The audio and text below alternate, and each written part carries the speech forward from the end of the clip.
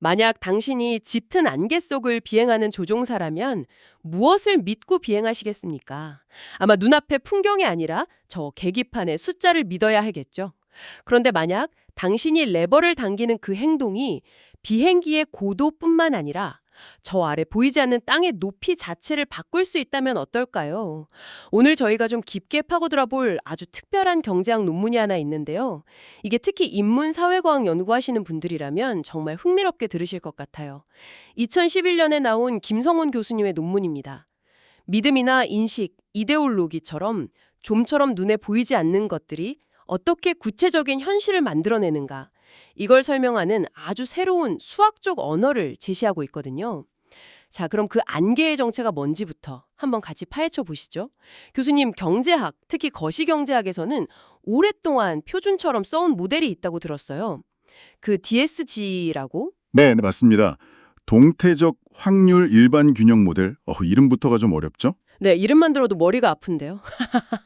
이게 일종의 가상세계 시뮬레이션이다. 이렇게 이해하면 될까요? 네, 아주 정확한 비유입니다. 근데 이제 문제가 뭐냐면 그 시뮬레이션 속 인간들이 세상을 완벽하게 꿰뚫어보는 신의 시점을 가졌다고 가정을 해버린 거예요. 아, 모든 걸 다 안다고요? 현실은 전혀 그렇지 않은데. 바로 그겁니다. 김성훈 교수의 논문이 지적하는 핵심 문제가 바로 그거예요.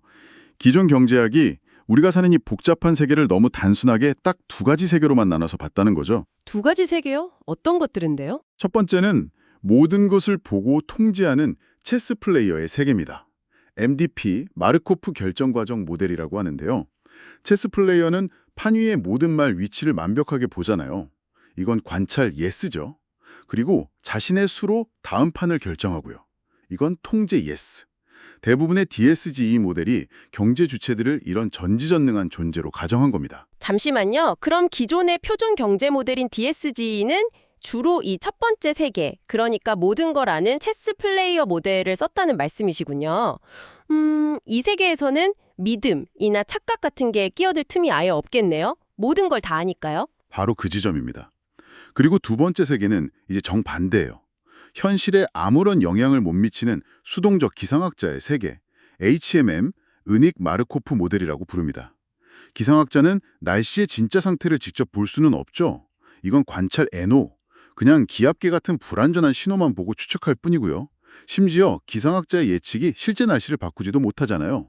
이건 통제 NO입니다. 와, 그러니까 우리는 전지전능한 신이거나 아니면 완전히 무력한 관찰자이거나 이 둘 중 하나로만 여겨졌다는 거네요. 너무 극단적인데요? 그렇죠. 우리가 사는 현실은 그 사이 어디쯤에 있을 텐데 말이죠. 바로 이 지점에서 이 논문의 진짜 이야기가 시작되는 거겠군요. 네, 논문이 제시하는 현실, 우리가 진짜 사는 세계는 바로 이름이 또 어렵습니다. 부분 관찰 가능 마르코프 결정 과정, POMDP라는 모델로 설명이 되는데요. 드디어 안개 속을 비행하는 조종사가 등장할 차례죠. 네, 맞습니다. 조종사는 안개 때문에 땅의 실제 고도를 눈으로 볼 수 없습니다. 이건 관찰 NO고요. 그렇죠. 하지만 조종사가 레버를 당기는 행동인 비행기의 미래 고도를 결정하죠. 이건 통제 예수고요. 바로 그겁니다. 관찰은 불가능하지만 통제는 가능한 세계. 이게 바로 인문사회과학 연구자분들이 늘 마주하는 현실의 본질 아닐까요? 논문에 나온 예시 하나를 들어볼게요. 바로 기후변화입니다. 우리는 지구가 버틸 수 있는 정확한 임계점이 그 티핑 포인트가 언제인지 알 수 없죠. 이건 관찰 NO입니다. 하지만 우리의 오늘의 소비가 그 임계점이 오는 시기를 진짜로 앞당기거나 늦추거든요. 이건 통제 예스죠. 아, 듣고 보니 사회적 신뢰 문제도 똑같은 구조네요. 예를 들어 투자자는 한 공동체의 진짜 신뢰 수준을 정확히 알 수는 없지만 이건 관찰 NO죠. 근데 이제 깨진 유리창 같은 불안전한 신호를 보고 여기는 위험하다 싶어서 투자를 철회하는 행동을 하잖아요. 네네. 그 행동이 결국 그 공동체의 실제 고용률이나 안정성을 진짜로 악화시키고요. 이건 통제 예스네요. 맞습니다. 우리의 행동이 우리가 온전히 파악할 수 없는 세상의 상태를 직접 바꿔버리는 환경. 이게 바로 POMDP가 포착하려는 현실인 거죠. 그렇다면 그 안개 속의 조종사는 도대체 무엇을 근거로 레버를 당기는 걸까요? 눈앞은 보이지 않는데 말이죠. 바로 계기판입니다. 아, 실제 땅이 아니라 계기판이라는 불완전한 정보를 보고 고도에 대한 믿음, 영어로는 belief라고 하죠. 이 믿음을 형성하고 그 믿음에 따라서 행동하는 겁니다. 와, 이게 이 논문의 가장 혁명적인 지점이군요. 그렇습니다. 우리는 객관적 진실이 아니라 진실에 대한 우리의 믿음의 반응에서 행동한다는 것을 수학적으로 모델링한 거예요. 그러면 믿음, 행동, 현실이라는 새로운 순환고리가 만들어진다는 말씀이시네요. 한번 따라가 볼까요? 그러니까 조종사가 첫째, 계기판을 보고 이게 불완전한 관찰이고요. 둘째, 고도가 생각보다 낮은 것 같아 라고 믿음을 갱신하고 셋째, 그 믿음에 따라 레버를 당기면 바로 그 행동이 넷째, 비행기의 실제 고도를 진짜로 바꿔버리는 겁니다. 이게 현실 변화죠. 그리고 그 바뀐 현실은 다시 계기판에 새로운 신호를 보내고 조종사는 또 그 신호를 보고 믿음을 갱신하고 이 순환이 계속되는 거예요. 여기서 핵심은 눈에 보이지 않는 인간의 믿음을 네, 자본이나 노동처럼 경제를 구성하는 핵심적인 상태 변수, 스테이트 베리어블로 공식화했다는 점입니다. 수학 공식 안에 넣어버린 거죠. 와, 논문 초록에 나왔던 우리가 관찰하는 것을 우리가 믿는 것으로 매핑하는 연산자의 고정점이라는 말이 이제야 좀 이해가 될 것 같아요. 어렵죠. 네. 그러니까 우리가 세상을 아는 방식, 즉 인식론이 세상이 존재하는 방식, 존재론에 직접 영향을 미친다. 이 인문학적인 명제를 수학으로 증명해낸 셈이네요. 정확합니다. 이건 정말 경제학에서 어마어마한 인식의 전환이죠. 이 믿음이라는 게 단순히 철학적 개념에 그치는 게 아니라 진짜 물리적인 힘을 가진다는 걸 보여주는 좀 소름 돋는 시뮬레이션이 있다고 들었어요. 인식 충격이라는 가상 실험이라던데요? 네, 정말 흥미로운 부분입니다. 여기 완벽하게 안정된 가상경제가 있다고 한번 가정을 해보죠.